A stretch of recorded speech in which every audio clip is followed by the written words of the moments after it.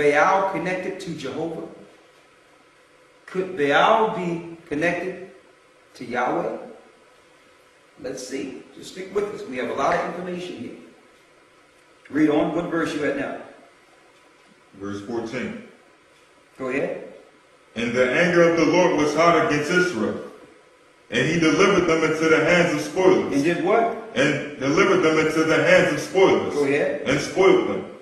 And he sold them into the hands of their enemies round about, so that they could not any longer stand before their enemies. See that? So something happened. Israel started following the gods, Baalim or Baali. Gods that Moses didn't know. Okay? Not after the Most High, the God of the Hebrews revealed himself to him. Gods Abraham, Isaac, and Jacob didn't know. They didn't know anything about Baalim or serving Baalim or Baalim.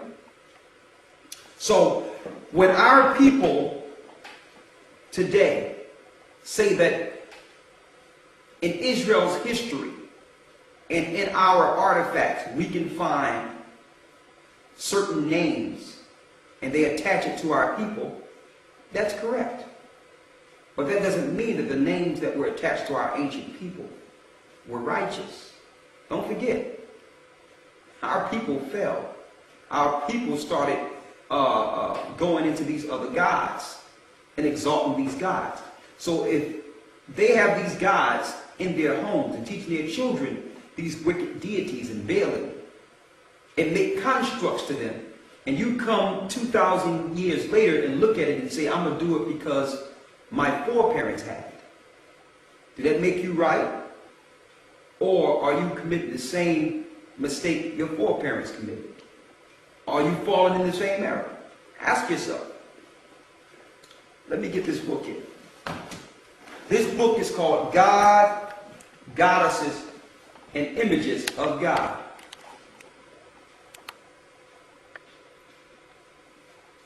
God, Goddesses, and Images of God. See that? In this book, okay, on page 205, let me go there.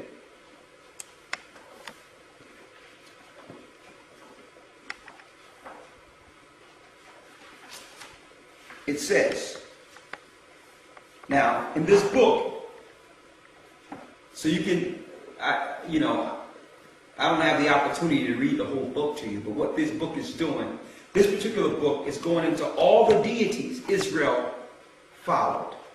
Okay? All of them. All the gods Israel followed in ancient times. Okay? It says here on page 205. Can you read that for me? It is probable. It is probable. Now, mind you, I want them to see this title though. Because we forgot the Most High's name for Baal. Baal, El, Yahweh, and his Asherah. And his Asherah. Okay? So when we read in Judges 3 and 13 that we serve Baal and Ashtaroth, that's Asherah. You see right here. So this links directly to the scriptures. Okay? Baal, El, Yahweh, and Asherah.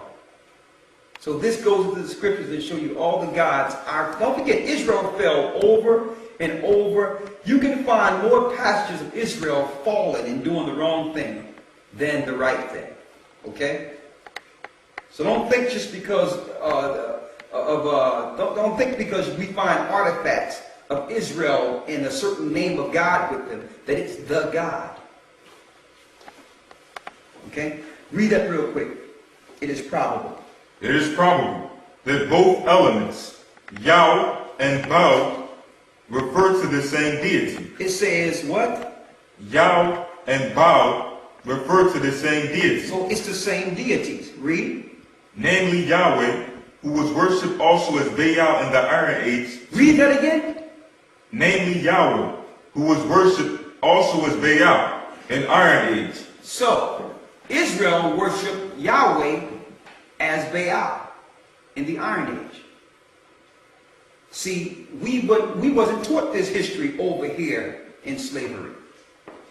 Read. In the Old Testament, Yahwistic transmission of tradition.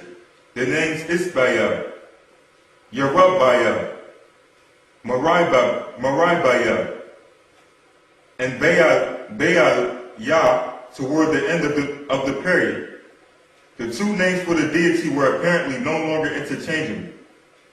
So, through time, the two names were no longer interchangeable. Baal and Yahweh during the Iron Age were the same.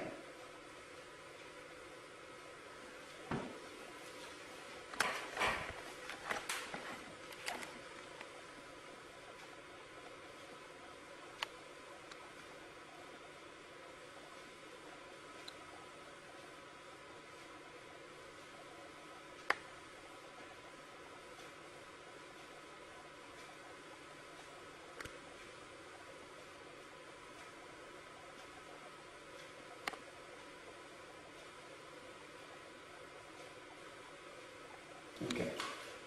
Before I go into the Masoretes and bring it to modern day, let's break down the word Yahweh. Or Jehovah. Or Yahweh. Yah or Jah. Before I go into the Masoretes now. Okay? Hold up the Strong's Concordance so that they can see that, please.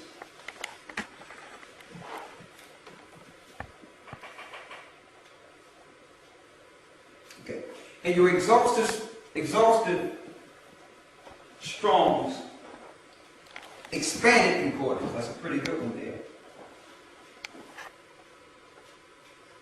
From the Tetragrammaton, we get Yahweh or Yahweh, depending on what dialect you're speaking in.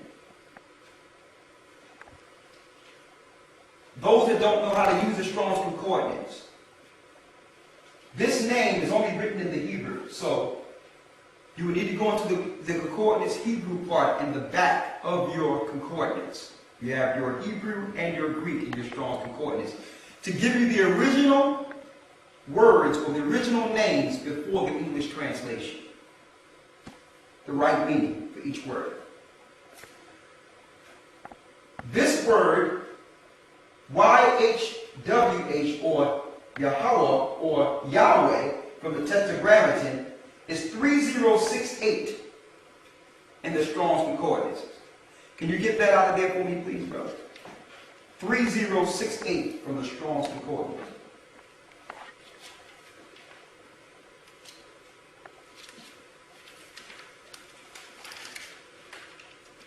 $3068. You have it? Mm-hmm. Okay. Can you read what that say? Jehovah. Jewish national name of God. It's what? Jewish national name of God. So this is not all mankind's national name of God. This is the Jewish people's national name of God. But do we question where did they get that name from? Do we question it? How it becomes the Jewish national name of God? Like when they became a nation, they exalted this God from over Israel. Now we were in slavery. We had no idea what they were doing. We were still trying to make it over in here, deal with civil rights or what have you. We were still in a slave mentality. The majority of us didn't know anything. And when we did get the name, we received it from them. And I'm going to show you that. But that is the Jewish national name of God. Now I need you to hold that up and let them pan in so they can see that. Hold up, I'll move it up with you.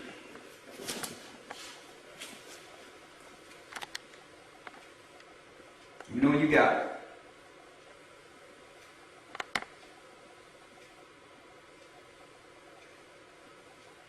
You got it?